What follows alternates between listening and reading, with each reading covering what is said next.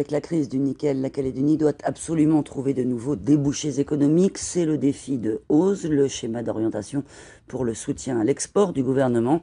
La semaine prochaine, une délégation sera en Australie pour retrouver de nouveaux marchés. Thérèse Voya, Roberta Manoji.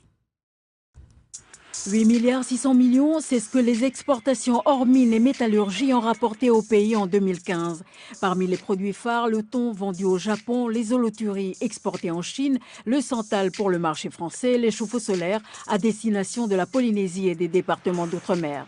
Booster l'export, c'est le défi du gouvernement qui, dans ce domaine, ouvre un nouvel horizon. Il est impulsé par un plan d'orientation stratégique dont les grandes lignes ont été présentées mardi au monde économique, institutionnel et politique.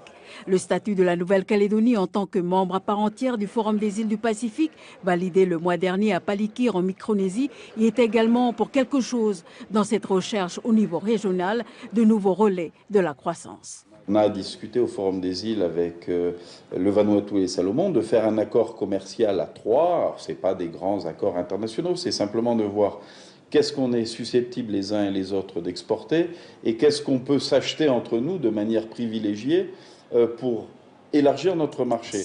Plus généralement, la conquête de nouveaux marchés cible toute la grande région. Elle s'articule autour de deux piliers majeurs, l'industrie et les services. En termes de compétences, on notera ce consortium créé localement pour le traitement et la gestion des eaux du Vanuatu, preuve que la matière grise calédonienne est reconnue ailleurs.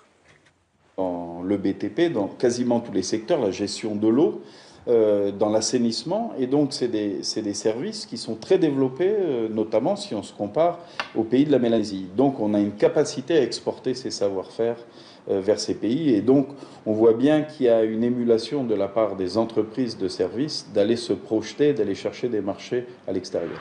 Sachez que l'une des trois orientations du plan soutien à l'export s'attache à développer un mode de gouvernance. Le pôle de coopération économique et du commerce extérieur va être renforcé et une mission de conseil de représentation des entreprises est confiée à un cluster dédié à l'exportation. Après le Vanuatu en avril et la Nouvelle-Zélande en juin, une mission de diplomatie économique se rendra la semaine prochaine en Australie.